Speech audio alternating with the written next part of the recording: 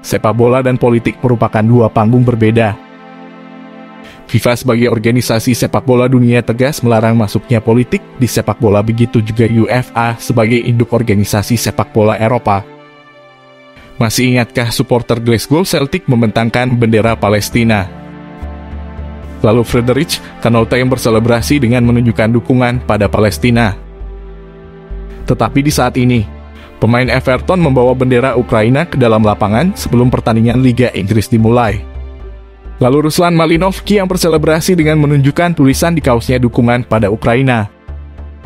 Apakah sepak bola suatu keindahan yang netral?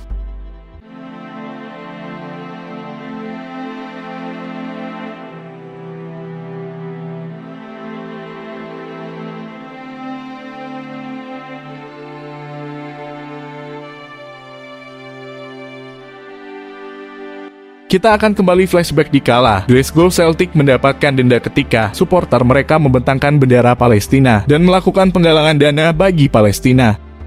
UEFA resmi menjatuhkan sanksi kepada Glasgow Celtic sebesar 10.000 euro atau sekitar 145 juta rupiah. Supporter Celtic mengibarkan bendera Palestina saat laga melawan Hapoel Beer Sheva dalam kualifikasi Liga Champions tahun 2016-2017. Sebuah seksi fanbase Hawks melakukan demonstrasi sebelum dan selama pertandingan Celtic kontra Hapoel Beer Sheva. Kala itu Celtic yang masih dilatih Brendan Rodgers akhirnya menang dengan skor 5-2. Lalu supporter Celtic FC kembali melakukan penggalangan dana untuk disumbangkan ke Palestina. Penggalangan dana itu dilakukan melalui situs GoFundMe. Saat itu total dana yang terkumpul mencapai lebih dari 45.000 pounds. Dana 45.000 pounds itu terkumpul hanya sehari setelah penggalangan dana dibuka. Sebelumnya, supporter Celtic hanya menargetkan untuk mengumpulkan dana sebesar 15.000 pounds yang akan digunakan untuk membayar denda dari UEFA yang menanti klub mereka akibat aksi pengibaran bendera Palestina pada laga kualifikasi Liga Champions melawan Hapoel Beer Sheva. Dana yang terkumpul tersebut nantinya akan disumbangkan ke Medical Aid Palestine. Celtic menerima hukuman denda karena peraturan UEFA yang melarang segala gerakan, kata-kata, benda, atau hal apapun yang menyampaikan pesan yang tidak cocok dengan olahraga, khususnya pesan yang menyangkut politik, ideologi, agama, atau hal provokatif. Kita garis bawahi di sini, UEFA melarang segala bentuk politik masuk ke dalam sepak bola.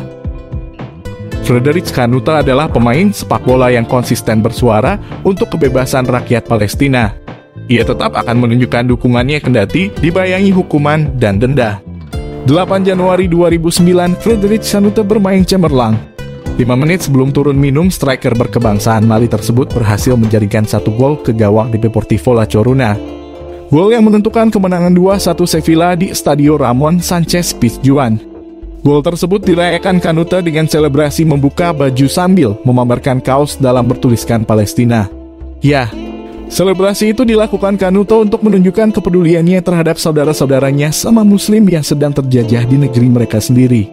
Di Palestina, situasinya pada waktu itu, Palestina sedang diserang besar-besaran oleh Israel.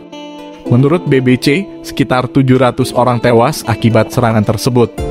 Akan tetapi, ia lalu diganjar kartu kuning oleh wasit Matulahos. Dalam aturan sepak bola modern, selebrasi mengangkat jersey memang layak diberi kartu kuning. Namun masalahnya, Frederich Kanouta kala itu disinyalir mendapat hukuman kartu kuning karena kaos bertuliskan Palestina itu bermuatan pesan politik. Perkara tak selesai pasca 90 menit di lapangan. Setelahnya, Rafael Schulz selaku duta besar Israel di Madrid mengatakan bahwa isyarat Kanouta telah melampaui profesinya dan melanggar aturan FIFA. Singkat cerita, Kanouta kemudian kena denda. Penyerang kelahiran Prancis itu didenda sebesar $4.000 atau sekitar 57 juta rupiah. Tetapi yang terjadi saat ini, lihat saja, yang terbaru aksi simpati dan dukungan untuk Ukraina terus mengalir. Salah satunya terlihat di laga final Carabao Cup antara Chelsea versus Liverpool. Dalam duel yang digelar di Stadion Wembley tersebut, penghormatan dan aksi simpati untuk Ukraina dilakukan. Kedua tim berkumpul di tengah lapangan memberikan dukungan untuk Ukraina sambil membawa karangan bunga.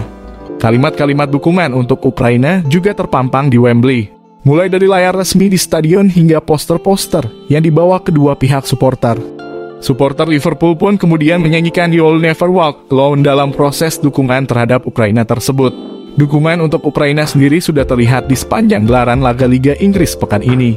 Stadion-stadion di Inggris diwarnai bendera-bendera Ukraina. Di sisi lain, terlepas dari kemenangan Liverpool atas Chelsea, dua pemain Ukraina, Roman Yaremchuk dan Ruslan Malinovs, Yaremchuk melakukan selebrasi dengan memperlihatkan lambang Trisula negaranya saat dirinya mencetak gol pada laga Benfica melawan Ajax di Liga Champions. Sama halnya yang dilakukan Malinovski usai cetak gol untuk Atalanta di ajang Liga Eropa. Tak berhenti di situ, para pemain Napoli dan Barcelona juga memberikan dukungannya sebelum kick-off dengan membentangkan spanduk bertuliskan Stop War.